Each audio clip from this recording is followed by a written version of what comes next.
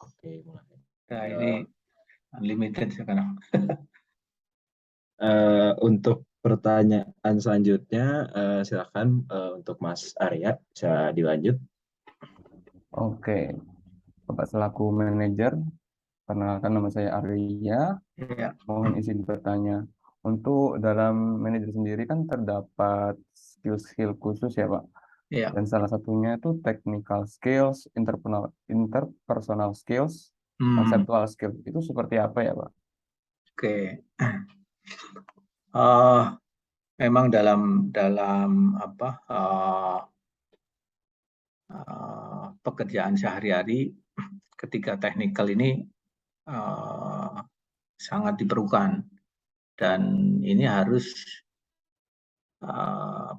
harus setiap karyawan harus bisa ini minimal dia harus harus punya untuk skill itu, karena itu mutlak bagi setiap orang, itu akan akan ada di dalam diri masing-masing, apalagi ini untuk mengelola satu perusahaan. Nah, khususnya untuk technical skill itu tentunya di dalam technical skill ini menitik beratkan pada kemampuan yang melibatkan pengetahuan dan kecakapan teknik ataupun detail pada bidang pekerjaan tertentu. Jadi di sini diutamakan bahwa tingkat kemahiran seseorang dari segi teknikal itu berbeda dengan soft skill dari masing-masing. Nah, technical skill ini merupakan jenis hard skill karena berhubungan dengan penguasaan keterampilan khusus yang nantinya dapat memastikan talenta perusahaan dan karyawannya, sehingga dia akan mampu melakukan tugasnya, bahkan akan bisa menjadi bahan pertimbangan di mana nanti yang bersangkutan itu bisa dipromosikan, sehingga dia karirnya tentunya akan berbeda dengan yang orang-orang yang tidak menguasai technical skill ini. Dalam hal prakteknya di kantor kami, khususnya di investment department kita, ini adalah yang karena di investment ini juga ini menitik beratkan ke industri pasar modal, yaitu dengan seperti intro tadi, itu memperhatikan kondisi perkembangan global, terus domestik, baik secara makro ataupun mikro. Nah, ini kenapa ini diperlukan? Artinya ini guna mendapatkan view yang paling ataupun isu-isu yang paling current dan akurat tentunya, karena nanti ini akan dipakai untuk mengambil satu keputusan. Misalkan ya tadi kayak perang Rusia dengan Ukraina ya, dengan Ukraina. Ini menjadikan satu pertimbangan sendiri dari technical skill ini, karena dengan adanya perang kemarin itu otomatis akan mempunyai dampak terhadap pasokan barang-barang, misalkan barang-barang komoditas, terus nantinya ke depannya kemungkinan besar juga akan ada sanksi embargo, terus inflasi, terus suku bunga. Suku bunga acuan di sini dalam arti, karena ini kita bicara makro ataupun global, itu the Fed, bagaimana the Fed menaikkan suku bunga. Nah, ini semua karena Amerika ini menjadi barometer, khususnya 3 negara terutama Amerika, Rusia dan China ini Ini menjadi barometernya, sehingga ini nanti akan berpengaruh ke negara-negara di country-country lain. Nah, dengan adanya isu-isu tadi tentunya akan mempengaruhi, kalau di Indonesia ini cadangan devisa ini kemungkinan juga akan goyah, yang tadinya surplus, terus ekspor juga nggak jalan karena di sana lagi perang, lagi ini segala macam. Nah, ini sehingga ekspor akan berkurang, malah menaikkan impor, sehingga di sini juga akan defisit. Nah, dan sehingga ini nanti akan mengakibatkan terhadap pertumbuhan ekonomi di masing-masing country yang berpengaruh terhadap itu akan berdampak. Nah, kalau di kita itu suka saya sebut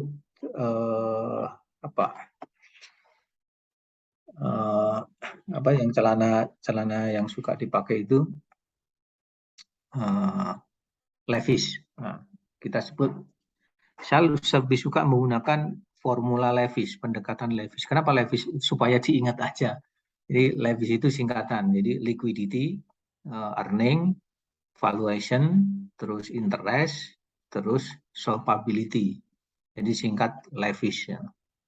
Nanti dalam situasi kondisi lain ini bisa juga menjadi Elvis, bukan jadi Levi's lagi, karena mungkin earning-nya, liability-nya didulukan. Nah, kalau ini kebetulan yang sekarang ini adalah liquidity-nya. Liquidity-nya kayak apa? Terus E-nya itu mewakili earning.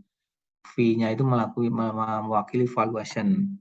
Terus I-nya interest, S-nya itu solvability. Jadi kita menerapkan formula itu, sehingga dengan itu kita akan bisa ya minimal kita berimbang dengan kondisi market, dan kita bisa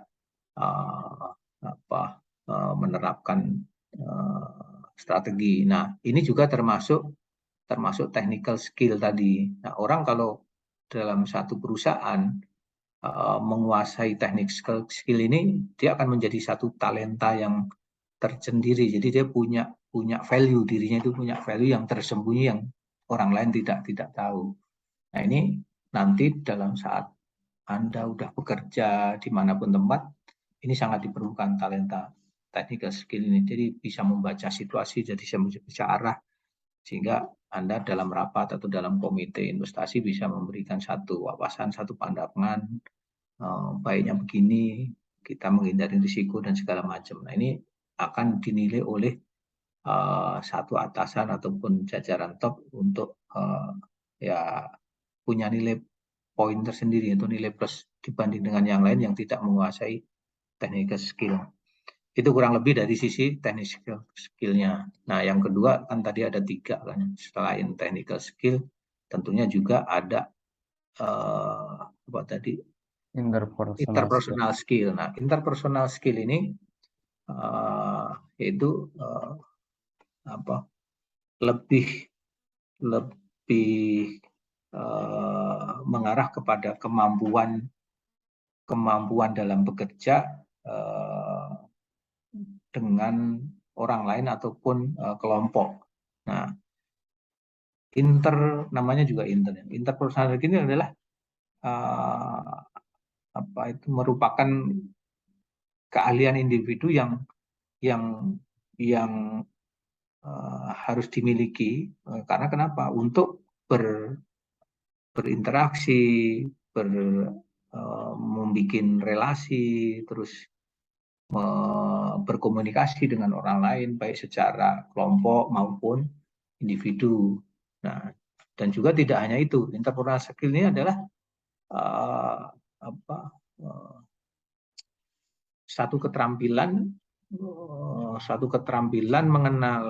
untuk mengenali dan merespon secara layak terhadap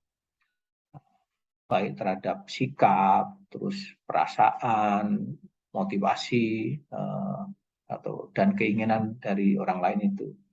Nah, dalam prakteknya sehari-hari yang kita sering kita terapkan untuk interpersonal skill ini, karena berkaitan dengan berhubungan dengan orang lain, Sehingga interpersonal skill ini juga disebut sebagai social skill.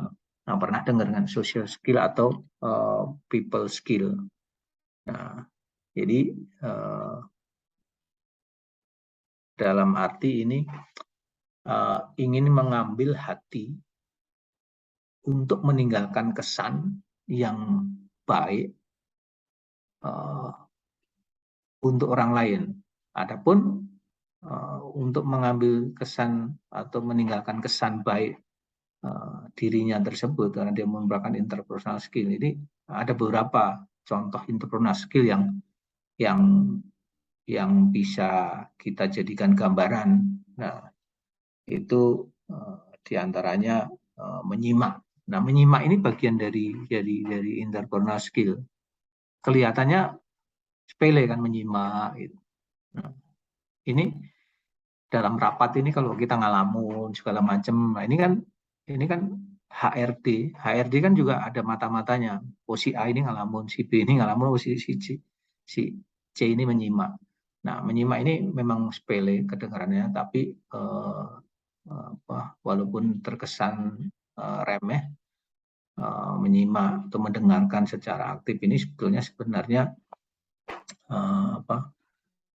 bukan keterampilan yang mudah dilakukan itu. Belum tentu setiap orang itu bisa melakukan itu. Misal kita berada di suatu ketika seseorang sedang mencurahkan misalkan isi hatinya, terus kemudian orang lain itu menyela dengan cerita tersendiri. Nah, dia tidak tahu tempat, tidak tahu ini. Nah, ini kan padahal kapan harus menyimak, kapan harus diam, kapan harus interupsi, kapan harus empati. Inilah sebetulnya komunikasi interpersonal skill yang sederhana yang harus diterapkan oleh pada diri kita, apalagi sebagai mahasiswa.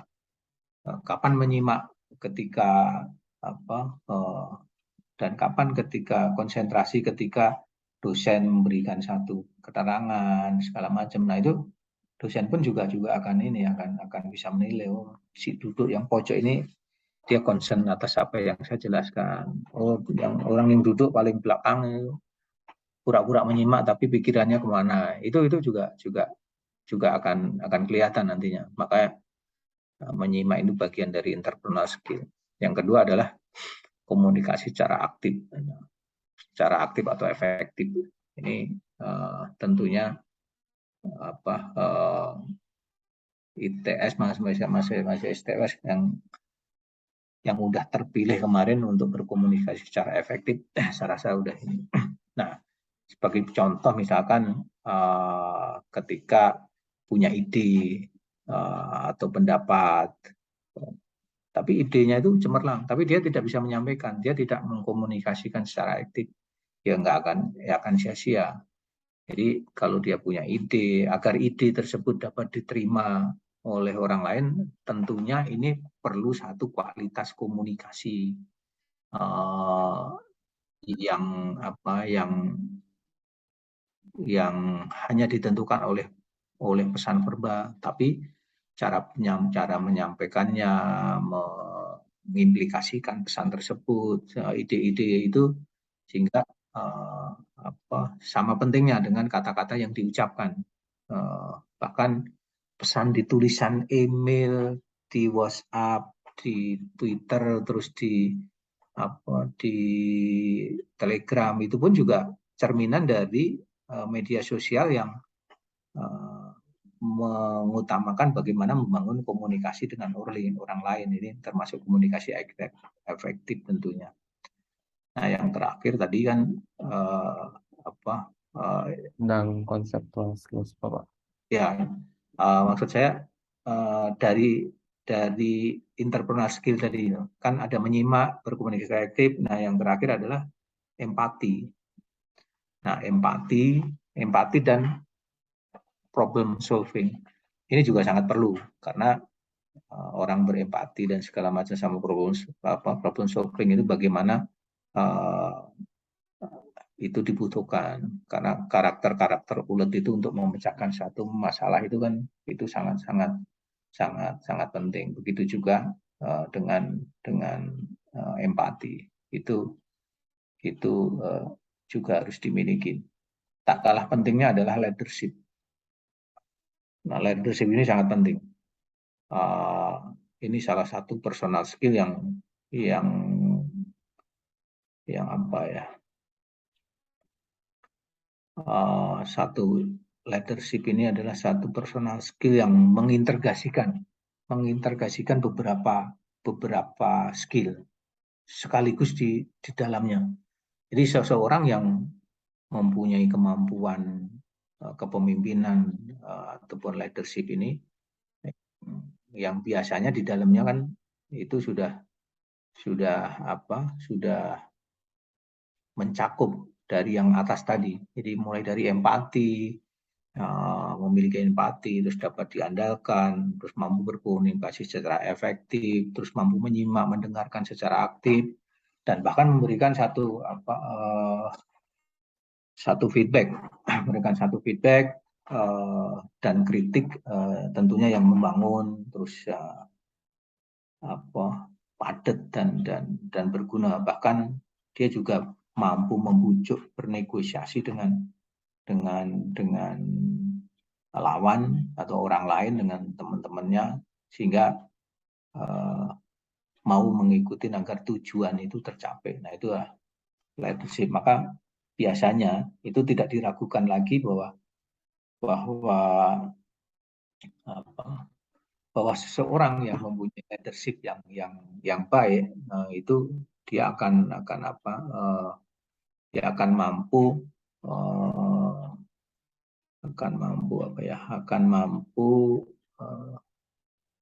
bekerja sama dengan orang lain, kerja tim. Jadi ini akan menjadi kolaborasi yang apik karena leadershipnya yang baik. Nah, intinya adalah orang yang mempunyai karakter leadership ini, niscaya karirnya ke depan dia akan legit. Nah, orang-orang yang mempunyai leadership inilah akan mempunyai yang beberapa item di atas tadi. Yang ketiga adalah tadi conceptual skill. Nah, conceptual skill ini orang yang berpikir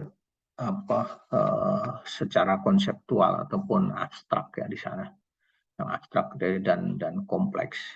Nah, karena berpikir secara konseptual, sehingga ini merupakan praktik yang menghubungkan ide-ide yang tentunya berbeda untuk memperdalam pemahamannya. Nah, biasanya ide-ide ini adalah nggak tanggung-tanggung, dia out of the box. Gitu. Siapa yang menyangka yang punya metaverse itu siapa? Siapa yang punya metaverse? Mark Zuckerberg. Nah, itu kan orang tidak berpikir kan. Akhirnya dia berpikir mengakuisisi semua itu kan. Nah, kayak yang Telegram, terus Zoom itu waktu pandemi itu, Zoom itu kan juga nggak kepikir begitu. Baru-baru setelah ada nih. Nah, itu adalah orang-orang yang berpikir out the box dalam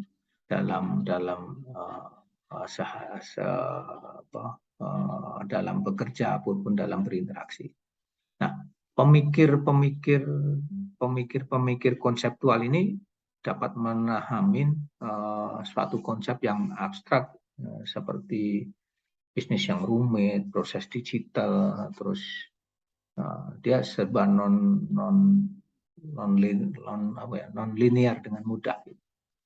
Nah, mereka dapat menghubungkan itu sehingga dapat meninggalkan menghasilkan masa depan. Nah, karena konseptual ini adalah bersifat abstrak, nah, seperti kalau di kita itu nanti kalian akan mengenal VUCA. Udah pernah dengar belum VUCA? Belum, Bapak. Belum pernah dengar ya. VUCA itu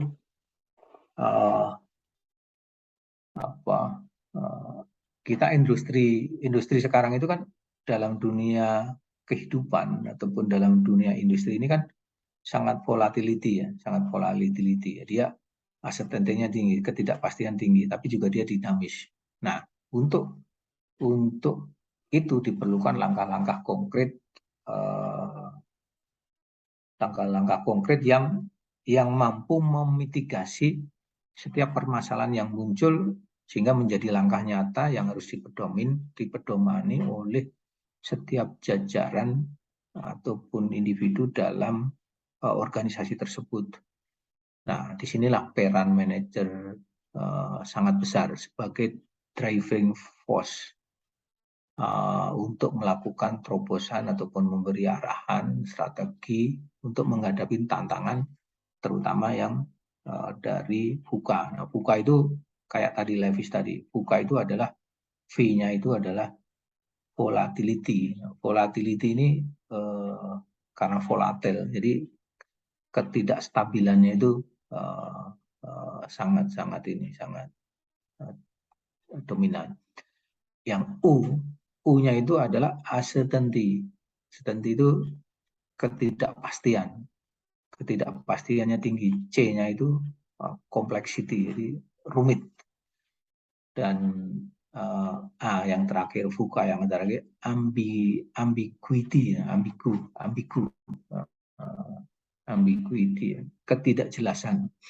Nah, sehingga dengan adanya VUCA ini diperlukan satu strategi yang long term. Nah, kalau di kami kita sebutnya strategi long term investment dengan menerapkan konsep liability driven investment. Mungkin nanti ini saya rasa belum pernah dengar, ya cukup dengar dulu lah. Nah, nanti ada namanya LDI, liability driven investment.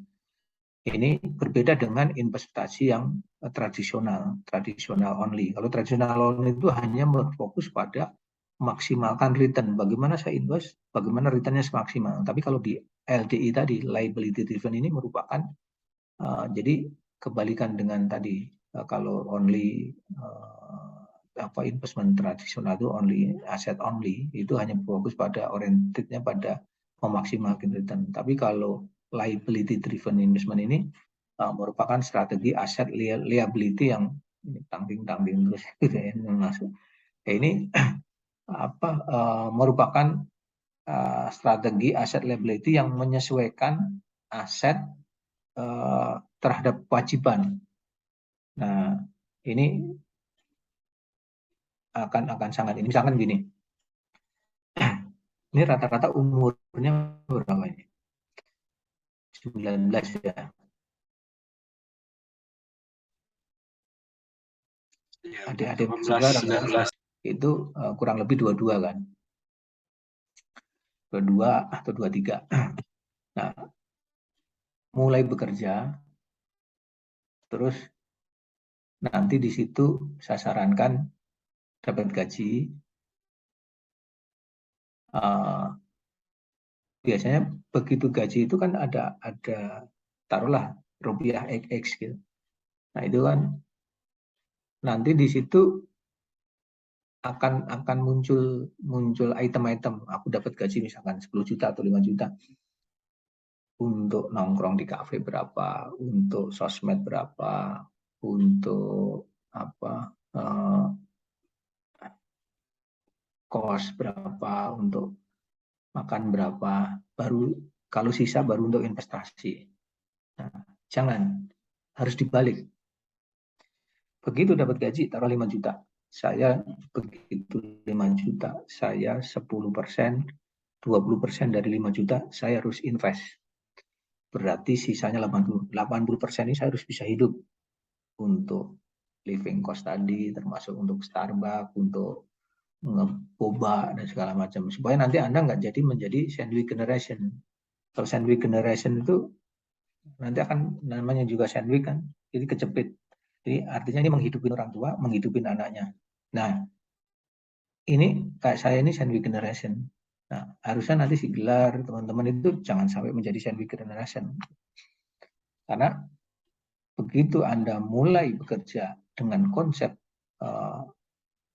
long term investment tadi yang kita konseptual skill ini nantinya akan Ini saya kasih ilustrasi, nanti itu dipakai future value bisa. Sekarang saya tanya, ini pelajaran rada menurut saya lebih bagus saya utarakan sekarang supaya nanti kebuka wawasannya. Saya tanya, kira-kira kan ini ada yang ngerokok, ada yang jajan, ada yang ngeboga, ada yang ngeboba. Sehari habis berapa gitu? Ada 50.000? Lebih Ada. kayaknya sih, Pak. Lebih. Nah, saya mau memberikan satu ilustrasi. Sehari daripada dipakai ngeboba segala macam itu, sisihkan hanya 34.000 sehari. Setiap hari sisihkan 34.000 sehari. Anda minta ke orang tua 25 juta. 25 juta langsung di reinvest ke reksadana. Terus 35.000 yang sehari tadi ambil dari uang jajan. Tabung. Sebulan kalau 14 kali 30 itu kurang lebih 1 juta sekian. Itu investkan ke reksadana. Misalkan gini. Nah, ini kebetulan ada hidrokoko. Nah, terus gini, ini anggap ini anggap ini satu produk reksadana. Nah, terus tadi Anda dapat modal 25 juta. Terus sebulan 34 juta. Nah, ini di reinvest ke sini terus ke produk instrumen investasi ini. Nah, modal awal 25 minta orang tua, 34.000 diambil dari 1 juta setiap bulan diambil dari uang saku. Terus 6 bulan sekali, biasanya orang tua itu kan ada THR, minta 10 juta atau 5 juta. Cemplungin ke situ. Terus orang tua biasanya setiap bulan itu terima bonus. Setiap tahun. Nah, itu konsep ini minta misalkan 10. Kalau tadi diawalin dengan karena itu untuk modal. Nah, begitu Anda sudah bekerja umur 25 taruhlah. Umur 25. Tadi nggak usah minta ke orang tua kan. Orang tua kan masih mahasiswa.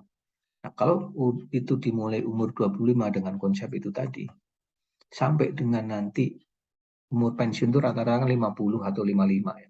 Berarti 25, 55 atau 56 dikurangin 25, kurang lebih berapa? 31 tahun. 31 tahun dengan konsep itu, dengan expected return bunganya itu dapat kurang lebih sekitar 10%. Itu pakai compound interest. Nanti akan menjadi 11.456 juta. Aku udah hitung. Jadi apa? Nah, setelah ngumpul itu nanti masa tua Anda berikan tadi yang saya bilang tadi yang di atas tadi, corporate bond sama government bond. Nah, government bond itu begitu Anda beli government bond, satu unitnya itu harganya 1 bio, artinya harus beli 1 bio. 1 bio itu 1 miliar. Nah, kalau Anda punya 15 miliar, Anda bisa punya 15 jenis produk investasi corporate bond ataupun government bond. Nah, Anda coba hitung 11 miliar tadi dengan yield bunganya kupon corporate bond atau ini kurang lebih sekitar 6%. Anda kalikan itu 3 bulan sekali Anda terima. Jadi 11 miliar kalikan 3% atau 4. Saat ini 4%. Tapi dalam kondisi normal itu bisa 6%, bisa 7%. Anggap 5% aja. Kita anggap ring tengah-tengah average 5%. Kali 11 miliar itu diterima 3 bulan. Nah, begitu terima 3 bulan itu bisa reinvest. Dari 11 kali 5 atau itu kurang lebih sekitar 100-an juta sekian lah. Mungkin sekitar 150 atau sekian. Kalau dibagi 3, itu hasilnya sudah 50-an juta. Nah, itu angka kasar. Tapi kalau Anda hitung dengan, saya kemarin hitungnya lupa berapa persen. Pokoknya simulasikan aja dengan 5% kali 5% kali 6%, hasilnya akan kelihatan. Saya hanya ingin menekankan bahwa dalam 3 parameter tadi, conceptual skill, terus entrepreneurial skill, terus dan technical skill itu intinya adalah bahwa saatnya kita mulai berpikir dengan conceptual thinking. Gitu. Karena kenapa? Dengan conceptual thinking ini Anda nanti akan menguasai dunia. Kalau Telkom itu Enjoy the World itu, dunia dalam genggamanmu katanya. Nah, tapi kalau dengan ini nanti, aku yakin kalian akan sukses. Kurang lebih itu deh. Oke, terima kasih atas penyampaiannya, Pak.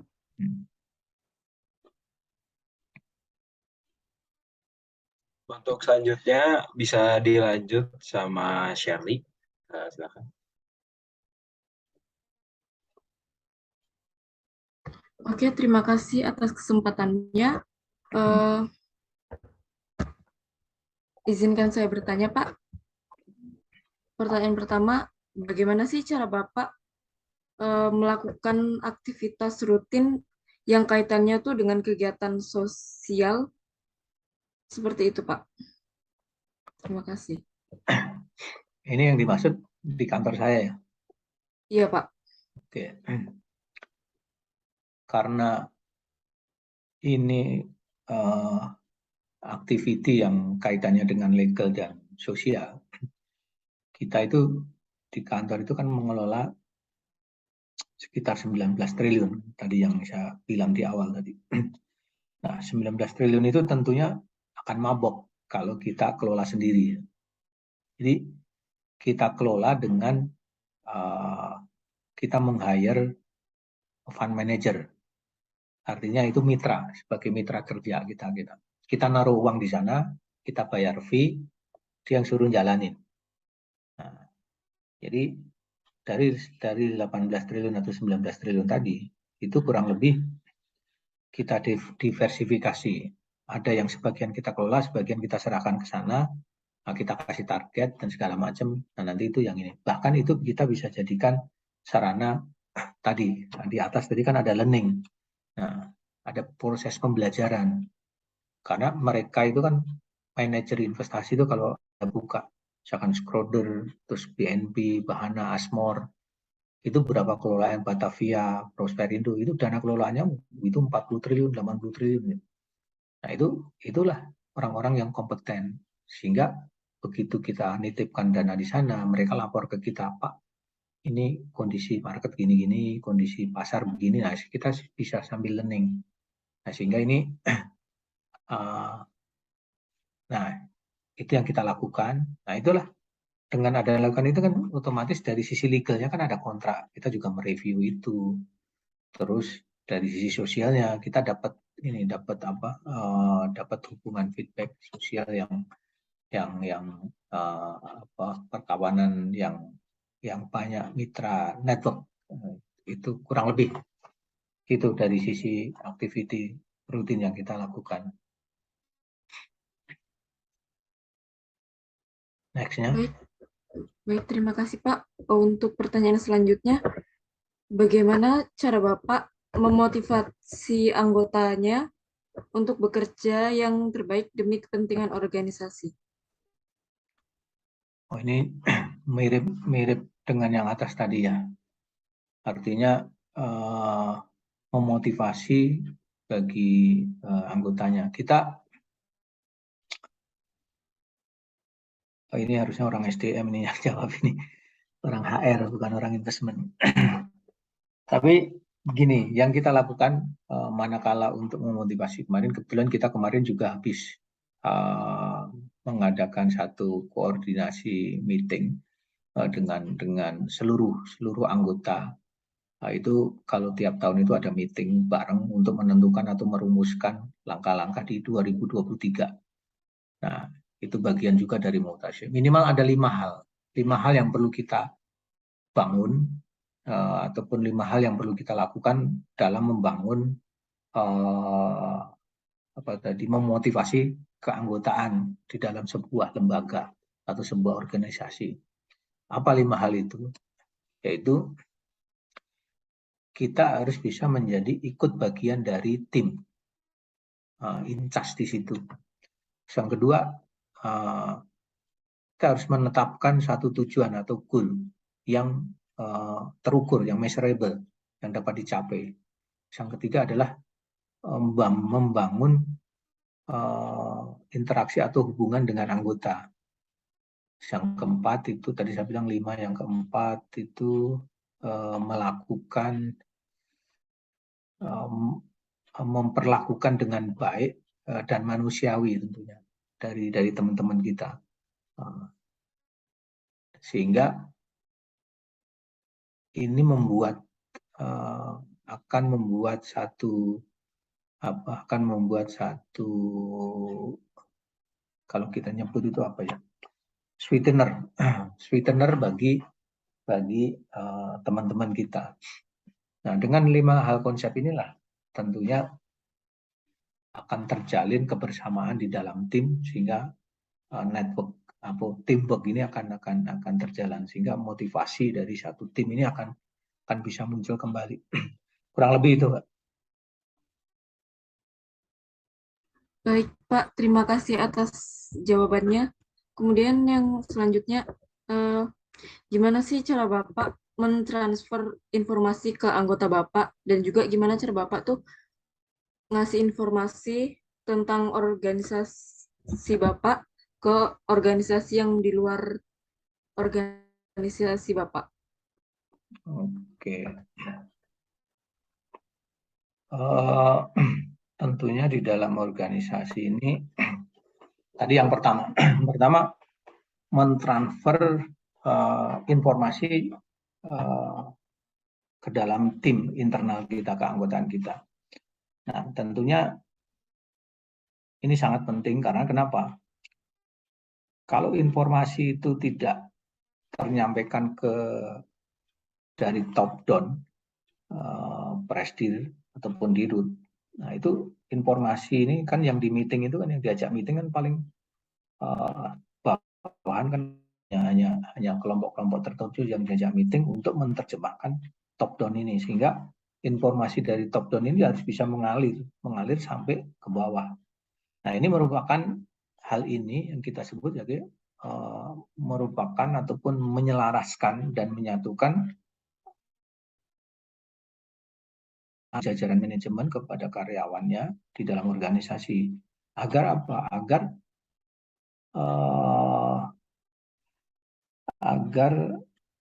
satu pandangan, satu frekuensi, sehingga roda perusahaan ini dapat berjalan dalam koridor arah yang dicanangkan oleh satu perusahaan untuk mencapai target, sehingga perusahaan ini bisa berjalan di dalam relnya untuk mencapai goal, tujuan yang ditetapkan di awal. Makanya tadi saya bilang kan, start to be the end, jadi bermula dari akhir. Ini sangat penting sekali mentransformasi informasi ini. Nah, yang kedua, bagaimana mentransfer informasi ini kepada di luar organisasi. Nah, ini juga kita harus hati-hati. Jangan sampai kita hal-hal yang penting menjadi kunci keberhasilan perusahaan Nah, justru kita mentransfer informasi organisasi ke organisasi lain itu adalah, kalau misalkan itu mengenai produk, is okay, silahkan transfer sebanyak mungkin, karena itu informasinya berupa publik. Jadi kita harus bedakan antara konsumsi untuk internal sama konsumsi untuk eksternal yang boleh dipublish. Nah, yang kedua tadi kan mentransfer informasi organisasi kepada di luar organisasi kan. Nah, ini tentunya kalau yang di kita ini karyawan itu hanya dibolehkan mentransfer ataupun sebagai inilah, masing-masing unit itu ada perannya masing-masing. Ini peran di tengah, peran di belakang, peran di front desk. Nah, sebagai front desk itu wajib mentransformasikan informasi publik yang harus diketahui oleh umum. Misalkan ini produk-produk dari sisi perusahaan yang dia ditawarkan ke konsumen, misalkan Excel, terus IndiHome, terus Telkomsel, Orbitnya, terus skincare Wadah dan sebagainya. Nah itu perlu diinformasikan ke publik. Nah itu ada orang-orang yang di front desk. Nah, kalau kami yang di internal ya paling kita hanya menginformasikan dengan yang di MI tadi. Kurang lebih itu gambaran di kami. Jadi di kami itu ada pemisahan fungsi. Mana yang orang yang duduk di front desk itu kapabilitasnya dia harus bisa hal-hal yang general yang untuk bisa disampaikan ke publik. Orang-orang yang di investment ini adalah orang-orang yang berpikir dan pikirannya ya hanya untuk bagaimana mengedepankan aset ini bisa growth. Kalau yang di front desk, bagaimana dia menjual nama baik perusahaan, bagaimana dia menjual produk-produk perusahaan itu. Kurang lebih itu. Pak, terima kasih atas jawabannya. Kemudian yang selanjutnya, gimana sih cara Bapak mencoba mencari peluang-peluang baru, kemudian memulai tindakan baru tersebut? Nah ini dia.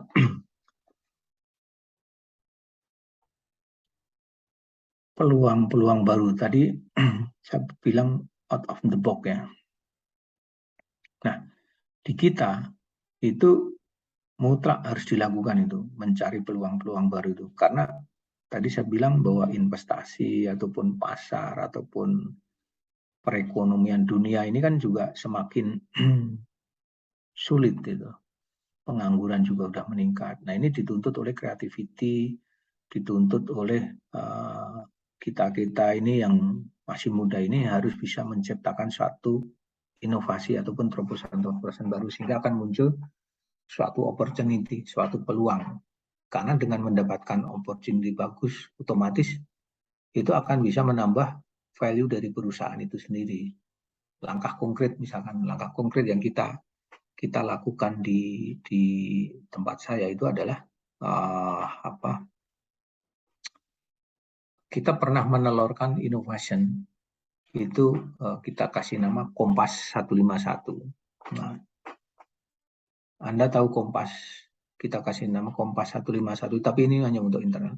Kompas ini adalah kompas itu kan penunjuk arah kan, barometer kan. Nah, 151 itu kita mempunyai makna satu langkah, 5 tujuan atau 5 pilar. Nah, satu risal. Nah, itu kita ikutkan ke hadiahnya Telkom. Nah, ternyata dari Kompas 151 itu menang sampai ke 20 besar. Kita sampai mengalahkan pesertanya itu adalah 1.781 peserta. Jadi 1.781 ide. Kompas itu pertama masuk ke 150 besar. Saringan awal udah langsung menyisihkan dari 1.100 sekian. Saringan kedua masuk ke 100 besar. Saringan ketiga masuk ke 20 besar Kompas ini. Nah, saringan terakhir untuk menjadi nominasi kita kalah. Kita hanya masuk 10 besar. Kita nggak bisa 5 besar. Begitu kalau 5 besar kita keluar negeri. Nah, di dalam Kompas itu waktu itu saya kasih judul adalah karena saya orientasinya adalah long term, jadi merancang hidup bermutu di usia senja. Nah, dengan mengkonsep investment digital value investing platform kalau nggak salah. Jadi diharapkan insan-insan milenial ini, adik-adik mahasiswa ini yang kayak tadi itu, investasi yang mulai 34.000 sehari itu diharapkan kalau kalian nanti mulai itu milenial itu akan menjadi go to financial freedom nantinya gitu. Di masa umur 55 nanti Anda akan mempunyai kebebasan finansial. Nah, itu dengan 5 langkah. Apa itu 5 langkah? Nah, kemarin di dalam inovasi itu peluang untuk mendapatkan peluang-peluang itu saya tekankan 5 langkah. 5 langkah itu satu, yaitu membangun fondasi investasi. Kenapa fondasi investasi ini perlu dibangun? Karena inilah yang akan membawa kita ke kesuksesan nanti. Yang kedua, ini adalah membangun menara investasi. Membangun menara investasi ini tentunya juga tidak kalah penting, karena di dalam membangun menara investasi ini, di dalamnya ini ada unsur-unsur kita bisa mengenalin risk appetite kita. Jadi bagaimana risk appetite kita, terus bagaimana risk profile kita, bagaimana risiko dari time horizonnya, bagaimana risiko dari sisi financial goal-nya. Nah, kalau tadi yang pertama tadi membangun fondasi investasi, yang kedua itu adalah membangun menara investasi. Nah, kalau yang membangun fondasi investasi tadi, yaitu merubah mindset kita. Nah, ini membuat mindset kita dan habit lifestyle kita. Kalau lifestyle kita kan begitu terima gaji, nongkrong di Starbucks, nongkrong di ini. Nah, itu kita rubah. Nongkrongnya itu taruh di paling akhir, investmentnya taruh di awal, sehingga sisa hidupnya 80% tadi. Ini membangun fondasi diri kita, supaya kita mau berinvestasi. Yang kedua, membangun menara investasi. Terus yang ketiga tadi adalah, karena setelah membangun fondasi, terus membangun menaranya, yang ketiga ini adalah melakukan investasinya gitu. Nah, melakukan investasinya itu otomatis ada di core bisnis, ada di satelit. Yang tadi saya bilang tadi, reksadana atau obligasi atau korporasi. Nah, itu kurang lebih itu. Terus yang ketiga, ya yang keempat, selain membangun, terus fondasi, menara, terus action plan-nya, melakukan investasi. Yang ketiga adalah manajemen dan monitoring. Nah, ini disitulah kita akan memonitoring atau memanage dari langkah-langkah awal tadi. Yang tadi saya bilang di awal tadi ada eksternal dan internal tadi. Nah, yang terakhir ini adalah melakukan rebalancing. Jadi setelah kita lihat analisis eksternal dan internalnya, terus membangun fondasinya, terus membangun menara, terus melakukan investasi atau action plan, otomatis terus dimonitor. Nah, monitor itu akan menghasilkan satu kesimpulan. Kesimpulannya aja, rebalancing atau redemption. Nah, rebalancing itu balik lagi ke awal lagi. Oh, ini di depannya harus salah, harus ini. Nah, itulah kurang lebih yang kita lakukan, sehingga kita bisa menghasilkan aset sampai 18 triliun itu. Itu kurang lebih, Mbak.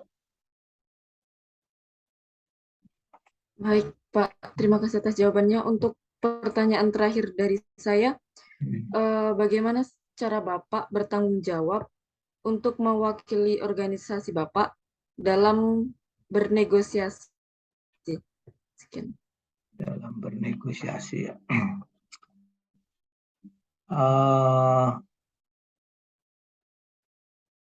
Artinya di sini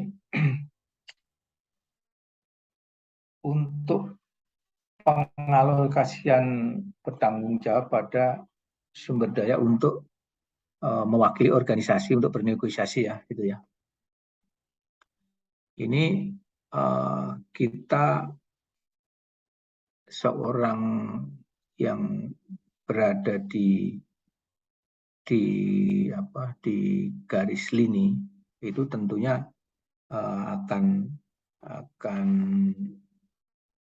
akan bertanggung jawab untuk mewakili organisasi pada setiap event atau kegiatan organisasi dengan pihak luar, sehingga orang yang di lini tadi bisa harus mempunyai kemampuan bernegosiasi. Dalam beberapa case, seorang manajer ini akan sukses. Manajer yang sukses itu tidak mudah, tidak bisa diperoleh secara instan. Artinya hanya mengandalkan teori semata, terus hanya mengandalkan pendidikan, itu nggak bisa. Itu harus melalui proses, harus melalui jam terbang. Jadi memerlukan upaya-upaya khusus itu. Nah, tidak ada rumus yang pasti di dalam prakteknya untuk menjadi seorang yang ulung di dalam negosiasi untuk mewakili dari sisi pihak organisasinya. Nah, ini kami mempunyai satu parameter dalam mencapai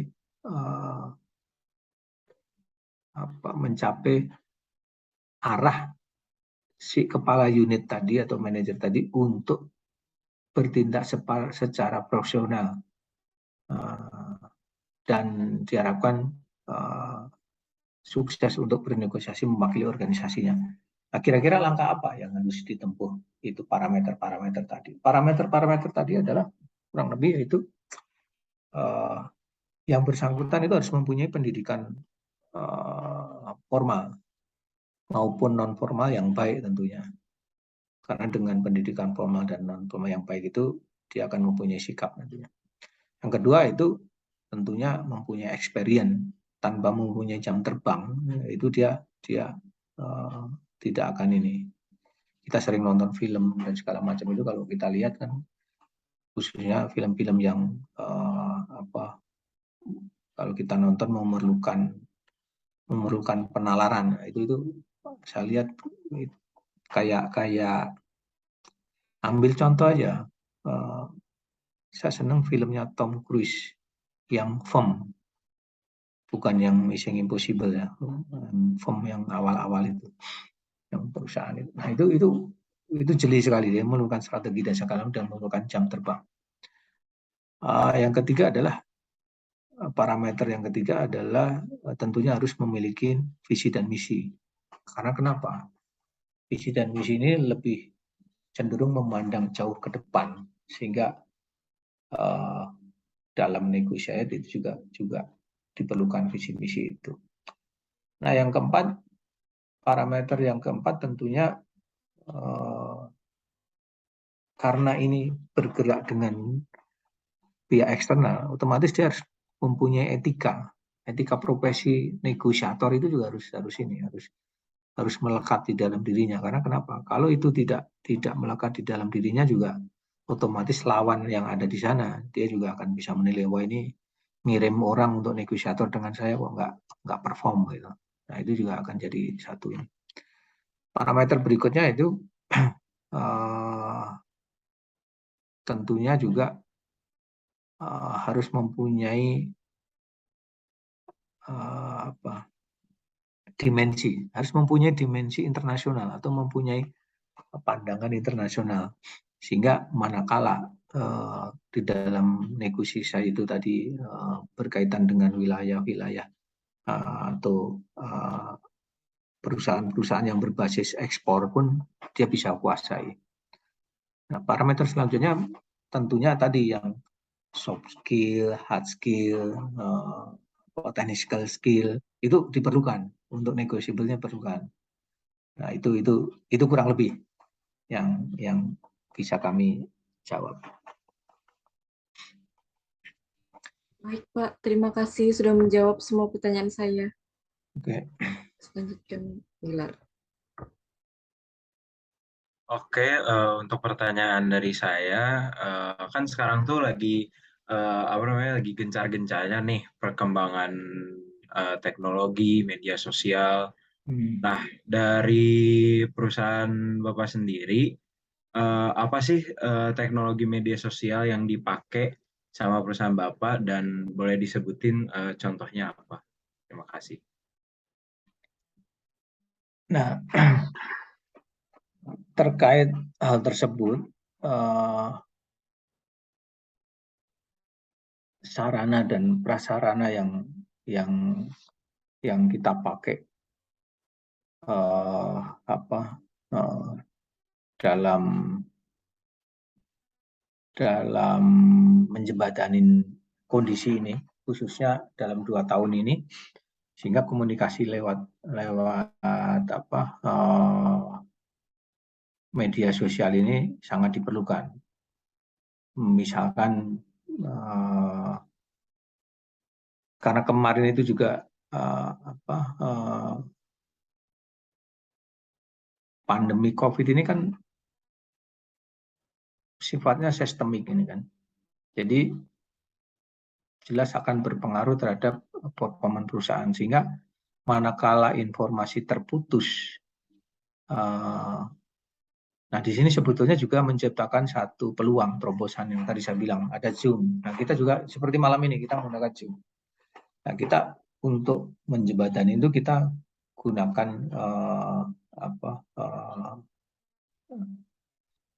media ini, media Zoom ini seperti media selain Zoom, terus Team, terus Webpack ya, Webpack.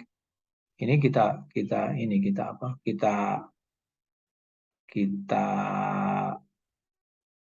jalankan sehingga informasi ataupun peluang-peluang ini tidak konkret. Tentunya ini tidak terlepas dari konsep yang regulasi yang diatur oleh pemerintah. Nah, sebagai langkah contoh konkret, misalkan menerapkan konsep work from home, WFH. Nah, tentunya dalam WFH ini akan disesuaikan dengan kebijakan atau rule yang berlaku yang diatur pemerintah supaya ini bisa terinteraksi. Nah, media sarana yang kita gunakan yaitu ya pakai Microsoft Teams, terus aplikasi Zoom, Webpack, dan ini udah terbukti. Terus Meet, ya itu udah terbukti sampai hari ini pun digunakan. Dan itu tanpa disadari menimbulkan satu opportunity dan ditangkap oleh Zoom. Orang jarang yang menggunakan Webpack, terus Microsoft Teams, akan lebih familiar menggunakan aplikasi Zoom Meeting ini. Nah, itu sarana-sarana yang kita gunakan kurang lebih. Oke, terima kasih. Untuk pertanyaan selanjutnya, kan Bapak nih sebagai manajer, terutama di dalam perkembangan teknologi yang sangat besar ini, ada nggak sih pengaruh dalam penggunaan teknologi media sosial dalam pekerjaan Bapak sebagai manajer? Terima kasih. Oh, sangat. Itu sangat jelas berpengaruh karena dengan adanya pengetatan kemarin itu, kalau tidak ada media sosial itu kita kemarin juga sangat traumatis. Dan sebagai contoh waktu awal-awal Mei itu kan orang benar-benar dikurung, terus nggak boleh keluar, nggak segala macam, nggak boleh interaksi, itu kan jenuh. Sehingga itu menimbulkan satu ide untuk menimbulkan sarana komunikasi ini. Walaupun orang bisa lewat handphone, tapi untuk bertatap muka dengan ini kan juga jarang. Nah, sehingga dengan adanya media sosial tadi, pengaruhnya terhadap lembaga kita ini tentunya akan sangat besar, sehingga kita bisa walaupun dengan jarak jauh dengan menggunakan media itu, target-target yang telah dicanangkan perusahaan pun itu bisa dapat kita antisipasi. Terus informasi-informasi isu-isu yang lebih current tentang satu perusahaan segala macam itu kita bisa kita dapatkan melalui meeting itu dengan Zoom tadi, sehingga kita tidak ketinggalan informasi. Nah, dengan adanya teknologi tadi kita bisa menyerapkan, kita bisa menyimpulkan bahwa ini sangat. Dan jangan lupa dengan adanya Zoom meeting ini ataupun sarana media sosial tadi, itu kita bisa efisiensi cost. Yang tadinya orang kalau ada meeting ke Jakarta atau meeting ke Surabaya, meeting ke Kalimantan, orang harus terbang.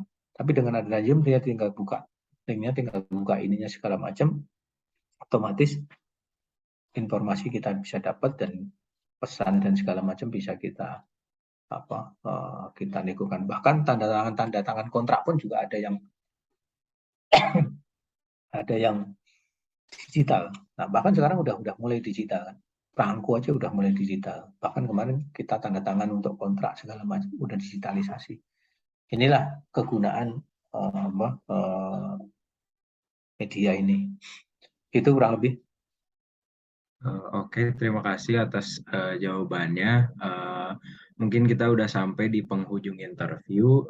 Sekali lagi terima kasih buat Bapak Sapta untuk meluangkan waktunya dan kesempatannya untuk kami. Dan juga terima kasih atas kesediaannya untuk berpartisipasi dalam tugas pengantar manajemen bisnis kami. Sekali lagi kami mengucapkan terima kasih dan mohon maaf bila ada salah kata atau salah perilaku. Terima kasih, Pak. Siap.